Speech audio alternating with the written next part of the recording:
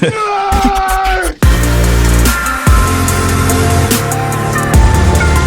those words!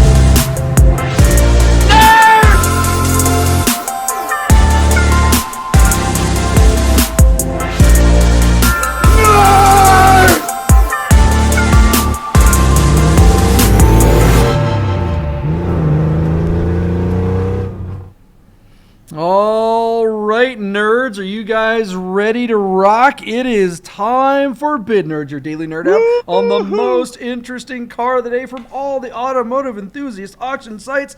Today, we brought experts. We have a third nerd. His name is Bradley Brownell. Look at that. His hands are up. That means he must be, I don't know, someone's holding a gun to his head, apparently. He must, someone, there's no other good reason for him to be here. I don't know why he would slum with a couple of yahoos like me, John Polnik, and my partner, Michael Deeb. Bradley Brownell, what is going on? Welcome, buddy.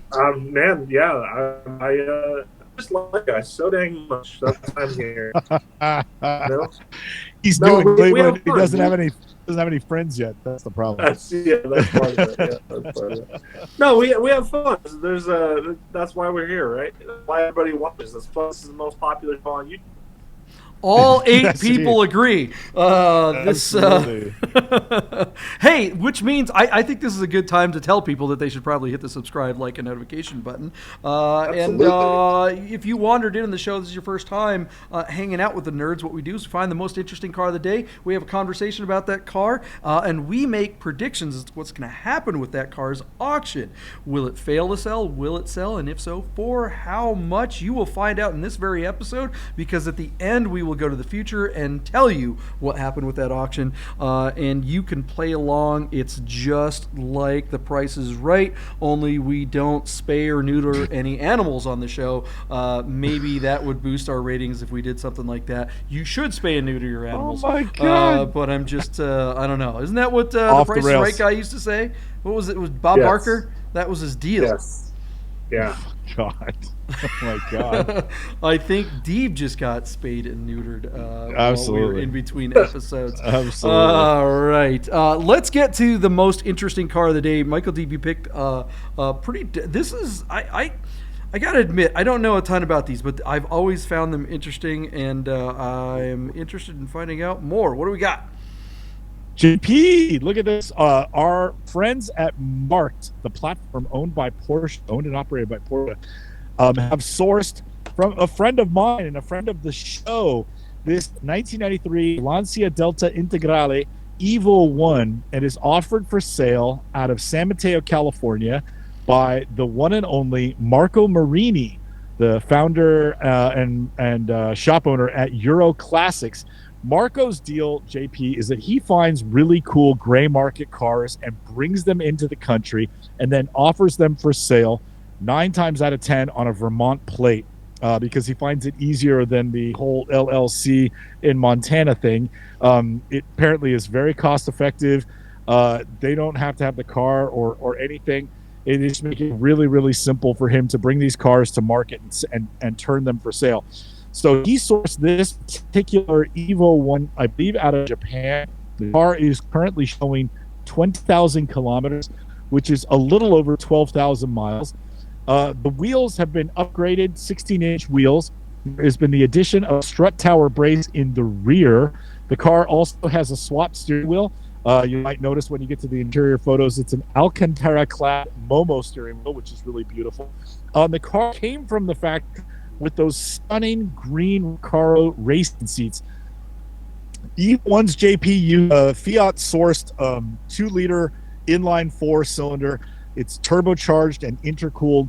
These cars are all-wheel drive, and Lancia made a name for themselves by racing these cars in the World Rally Championship, where I don't remember, but I think they won the championship with this car like 5 or 7 years in a row. This car just cleaned house. Out sort of gets a lot of credit for the revolution rear-wheel drive cars to all-wheel drive cars. And at the onset of that in the 80s, they ruled the roost.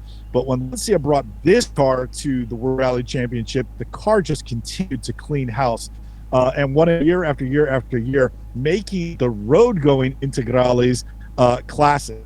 These cars were never really sold in this country, but there's a lot of them in the marketplace. The Evo 1s and Evo 2 are really the best of the breed. Talking about 210 horsepower, all drive. They hand beautifully right out of the gate. You don't have to do anything to them to make them fun to drive. But there's a ton of stuff in the secondary market, aftermarket, to really take one of these cars and absolutely personalize it. You can go 17-inch wheels. You can do an exhaust. You can swap the turbo. Sky's the limit. You can get 350 horsepower out of one of these cars and still pass, still have a clean burning car, a car that theoretically would pass a smog test if it ever had to do so. So there's a lot to like here. I love all the boy racer stuff that's on these cars, and I actually would love to own one. It's just that for years these cars were $30,000 to $40,000, and just in the last 6 or 7 years they've really just jumped the value and gone crazy through the roof. These are now well into the six figures, and this one is really special. The white with the green interior is really driving me nuts. I'm finding that I really am jonesing after this car. So, Bradley, have you driven an Integrale, and what do you think of them?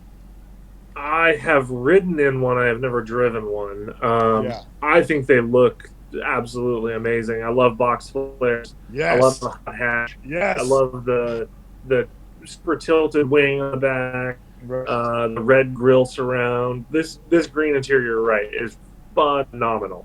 And plastic is still on the door cards. That's the original plastic is still in the door cards. Wild. I know in Japan, as a broad stroke, you could say Japan really takes good care of their cars, but clearly this one didn't even finish unwrapping it. It's got 12,000 miles. It's barely broken in. Woo! Wow. Yeah, it's a shame that it's only been driven 12,000 miles, 20,000 kilometers. Because if I was driving it every day, for sure. There's the maintenance costs are on a 30-year-old Italian car. Let's rock and roll. Let's go. Yeah. Well, yeah. I mean that brings up a good question. A lot of times when special cars like this just sit, I mean the plastic on the door panels. That just I don't get that. Weird. Yeah. So, I mean, what kind of problems do you wind up finding? Like if you leave a 911 sitting for a long time, all the seals will dry up and it'll just start leaking oil all over the place. It's like leaving a bottle of wine stored straight up and down. That cork will get air in between when it dries out, and it'll ruin the wine. What kind of problems can you expect to have to deal with on a car like this that just hasn't been driven? I'm really kind of concerned about that. It's just like any car. I mean, you're looking at all the rubber components you've got. You might have some vacuum leaks. You might have some boost leaks. You might have oil leaks or coolant issues. There's all kinds of things. The plastic will get brittle and break. So if you've got coolant reservoir that's and the top of it gets all brittle and stuff, then you might have a water leak soon. Who knows? So it can be any number of things. Where do you get a replacement for something like that? I mean, you get some specialty part. It's like, oh my gosh. Just cruise around on eBay, I'm sure, or Copart. They've probably got 20 of them in the junkyard, Somewhere. Well, the cool thing about Marco, when he brings the cars in, he fully refurbishes the cars himself. He's got lifts in his shop, and he's right next door to Auto Dino, where Johannes is an Italian car expert, does a lot of the hard wrenching for him. But Marco thoroughly goes through the cars and drives them around for a couple of weeks or even a couple of months. He'll bring the cars to car shows or Cars and Coffees. He drives them and really puts a little bit of break-in mileage back onto the cars so that everything is working before he turns around and retails the vehicle. So I will vouch for him that even if this car suffered from some sort of atrophy for sitting too long, that by the time Marco brings the car to market, he's gone through it and he's going to stand behind it. He's a really good guy, and this is a beautiful car. I will also state, if this were an Evo 2, it would have 5 more horsepower. But if it were an Evo 2, this would be like a $150,000 car. Yeah. Our car is sitting at just $31,500 on 13 bids, and it closes tomorrow, November 1st. I'll give you my bid right now, Bradley. I think that this car will bring $120,000 on the platform that continues to surprise me with their result and their enthusiasm. Anytime we cover a car from Mark the number of bids they get is always the highest one of the car that we covered over the course of a week. But judging by the condition and the color of this car, I'm not even 100% certain that 120 grand will bring it home. Marco might be looking for a little more because this car is in such good condition. But I'm going to go $120,000 and send it to you, Bradley. What do you think? Boy, I mean, it does look like a really nice example, and with super low miles, who really knows what it can do? I think that is still a little high for an Evo 1, but could be right. Boy, I don't know. I mean, looking at some that have sold in the past, I'm gonna put my bid at like 95. 95. And you might be right, because maybe that's what the platform yields. This is a very niche car, and it's on, still a newer platform. JP, where are you going to come in? Is that steering wheel? I mean, that's a Mod 7, right? I mean, that's not what came with it, right? Right. It came with a Lancia steering wheel. That's an aftermarket piece. Yeah, and it's it's got the aftermarket stereo and the little Panasonic gizmo. I don't know what that is on the side of the dash there. It seems odd to me that you have the plastic wrapper covering on the door cards, but you have an aftermarket steering wheel. It seems like you would want to, if the original steering wheel didn't come with it, that you would want to source that. And same thing with the stereo and everything. I mean, you're trying to make this thing look like it just came off the boat. Right. That those things contradict to me. I mean, don't get me wrong. I think the Mod 7 with the Alcantara looks fantastic and is absolutely the right wheel for this car. Bradley, if you were to put this in your museum, and I assume this is the kind of car that you would, how would you handle that? Would you do? Let me ask you this: would you pull the plastic and leave it the way it is, or would you source the right steering wheel and try to get everything looking like, okay, yeah, let's get a window sticker and make it look like it just came off the boat, or neither of those things? Boy, I think I would keep the plastic because it's original factory. It's very interesting that it's still there. I think I would be more concerned with the stereo than the steering wheel. But I'm not sure that I would bother to change either, because the vast majority of people that are walking around a museum aren't even going to look inside. So I don't know. I think the car is in good enough condition that, I mean, both of those things, if you change the steering wheel and you change the stereo, you'd have a basically brand new original car, and it would look great. I don't know. Let me ask you both this question then. If you were going to own this car, not for the museum, I mean, I assume both of you guys would drive this car. I know I would if I got this car. This car is big. Yeah, go ahead, JP. Go ahead. Do you leave the plastic wrapper? No, I don't. I pull that off immediately. I'd yank the plastic wrapper. I would do a fantastic delivery all over this car, and then I would change the wheel. I would either powder coat those wheels white or just get a second set in white, and I would just rock the snot out of this car. I think it would be amazing. It would be sad if this car wound up in a museum and was not used and not driven like it should be. All right, so my number, I'm always kind of surprised by these things getting over 100,000. We have seen Marqued do really well, so I'll fence it a little bit and just say 100. I'll go a little bit above Bradley's. See what happens. What do you guys think out there? Would you get rid of the plastic? Would you leave it? Would you drive this thing? Would you just stick it away somewhere? Now's the time to put your bid in the comments below right after you hit the subscribe, like, and notification button. And then Bradley, we're going to say thank you once again for hanging out with us this week. It's been great to have you. Thanks, Always Bradley. Happy to be here, guys. Yeah. Good luck with the Porsche show. All right. Thank you. Well, let's find out what happens with this Lancia right after this, guys. We're going to the future right now.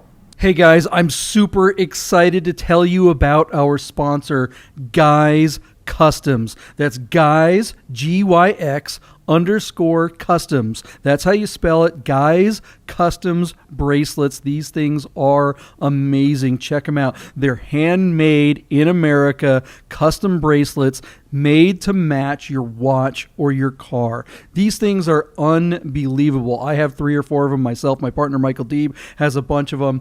They're pretty addictive once you get one. Each one of them are bespoke. We're talking carbon fiber. We're talking titanium. We're talking stainless steel, glass. There's none of this cheap Chinese garbage that you see a lot of bracelets being made out there. These ones are super high quality. They're made right here in America. When you go to Guys Customs on Instagram, it's about the only place that you can order one of these. When you DM the artist, you're actually reaching the real artist when you DM Guys Customs at Instagram.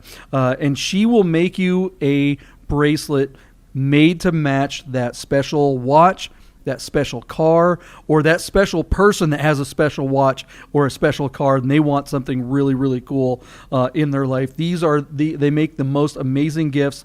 I get compliments on mine all the time. Everywhere I go, people are like, wow, that's really cool. You can see in the pictures, these beads, the colored beads are PTS. They're paint to sample. So if you have a specific color code for your car, she'll have beads made that are specifically painted to match your car or your watch. It's unbelievable. You got to get one of these Guys Customs bracelets. Check them out. They support us, and we really, really, really want to support them. Guys Customs bracelets. All right, let's get back to the bids. Let's find out how much that car sold for today. Welcome to the future, everyone. We are doing the Bid Nerds. We're on the backside of another episode of Bid Nerds. We lost Bradley Brownell. He had to go do his real job. So we're just here, myself, JP. We didn't lose. We didn't lose Bradley. He Brownell. ditched us. He was like, "Get out of here." We fired him. You're fired. Yeah, right. Yeah, go to Cleveland. Well, it's funny. I always think of Bradley with like the painter cap, because he's a Radwood founder, and he always wears those. Right. I love those skater hats and stuff like that. And this car totally harkens to the skater cap idea with that wing in the back. What happened with the results on this? Funky JP. little ride, man. What's going on? Oh man, dude, I have to say this was an interesting car to follow for the course of the week, and arguably our most disappointing result. So what we're looking about is this 1993 Lancia Delta Integrale EVO 1 with this beautiful and very rare green Alcantara interior, super hot hatch that was never brought to this country. Values on these have gone up in the last 10 years, and they are outrageous and bring a lot of money. Marco Marini is the seller of this car. His shop is in the South Bay, south of San Francisco, and it is on the Marqued platform, which is operated also out of Silicon Valley in Palo Alto. Obviously Marqued has kind of got him as an account, I would say, and he's running a lot of his cars on their platform, but his cars are really niche. And although I was the high bidder on this one and really hoped it would go far, I said $120,000 because I think that's around what it's worth. Bradley Brownell was the low bidder at $95,000, and JP, you kind of split the difference between us, and you took the $100,000 watermark. Our car, which is again very niche, failed to sell at $68,667 on a respectable 32 bids. So it got some action, JP, but that number, I mean, for all intent purposes, that number could be half of what it's actually worth. That's just not close enough. So, the bid goes on, so to speak. Marco probably still has the car. I imagine it's still listed in the classified somewhere. But what do you think of that result? Is the car too niche for this like new platform, or do we still suspect that Mark has a lot growing to do to be able to handle a car of this unusual spec? I mean, these are highly collectible cars, especially this one with the ultra low miles and that usual colorway. This is damn near I would say this is like damn near a blue chip collectible. But man, that price, that's not good enough, Yeah, there's such a weird car, and like you said, it is a niche ride. I mean, who's looking for this? I'm shocked that he got that many bids, but it only made, and I've seen a few of them around for sale over the weekend. It's funny because I never noticed these before, and then now, of course, since we talked about it on the show, I see it everywhere, or see them everywhere. It's kind of like the Ferrari Dino that we talked about earlier in the week. Or I'm sorry, the Fiat Dino. I keep doing that. I guess that means I have to get one. It's just such a weird car, and you say it's worth X, and is it? I don't know. I mean, this car probably belonged on Bring a Trailer. I think one of the founders of Bring a Trailer has one of these, right? He brings it to Rafi's, yeah. He has the same car, too. He has a Integrale EVO 1 that's in a beautiful dark gray metallic paint, and Rafi keeps that car for him, keeps it on the road, and he drives it regularly. So it's pretty cool. As we're looking at the values of cars, let's say softening, some values are going down faster than others. A classic 911 is just always going to be worth something because so many people know what it is. A car like this, I think, is really susceptible to market fluctuations because it's not something like a Fiat Dino that's, got that Ferrari heritage. This is really niche. You look at something like that Dino, and you don't have to be anyone to know that, okay, wow, that's probably a really expensive car. In fact, the average Joe looking at that driving down the street that doesn't know anything about cars probably go, oh, wow, that's probably a $500,000 car. It just oozes that kind of value, Whereas this thing looks like a kid's car. Yeah, GTI on steroids, right? Yeah, it's like, what is that? Most people would your average person is not going to see value in this. You have to be the super nerd to say, all right, I want this car really bad. And you know what? I'm that person. I want this car really bad, but not. Me too. I mean, I wouldn't. The thing is, it'd be awesome for $30,000 or maybe $40,000, but nearly $100,000. Never mind. And that's what they were for decades, JP. Right. And then just in the last few years, they've just gone through the roof. Well, I think it's funny that it has this really cool Mod 7 steering wheel, and we talked about that before the break. And it's funny, it seems like when we talked about this, and then right after that, Porsche announced their Porsche Classic steering wheel. That's basically a Mod 7. You could get it in 3 configurations: all black. You could get it with a red stitching and the word Porsche red on it, or you could get it in yellow, right? I think you just get the one? red and black. I got an all black one, but I think it's just the 2 colorways. So it's all black or black and red. I think there's a yellow one, but I don't know. Whatever. The point is, they want like $500 for that stupid steering wheel, $400 and change, and some dealers are actually charging. They're charging over.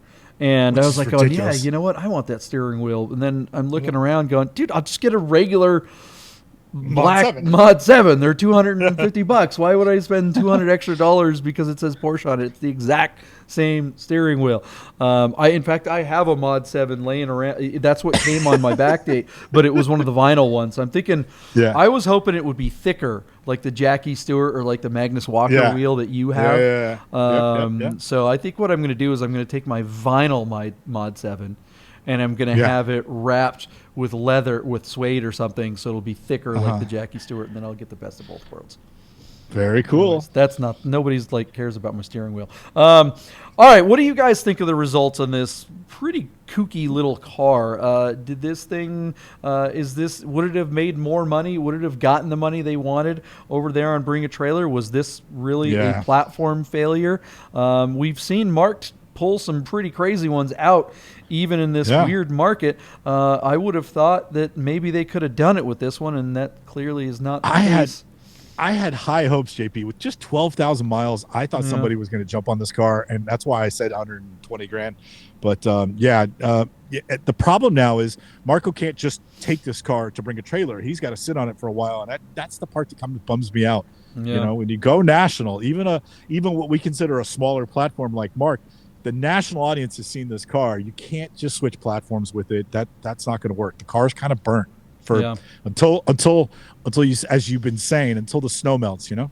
Yeah, and we will see what it's going to be, what the values of cars like this are going to be like in spring of next year. That's a big roll of the dice. All right, guys, we will see you next time on Bid Nerds, the most interesting car day on all the automotive enthusiast auction sites. I got to get rid of us on this little. Get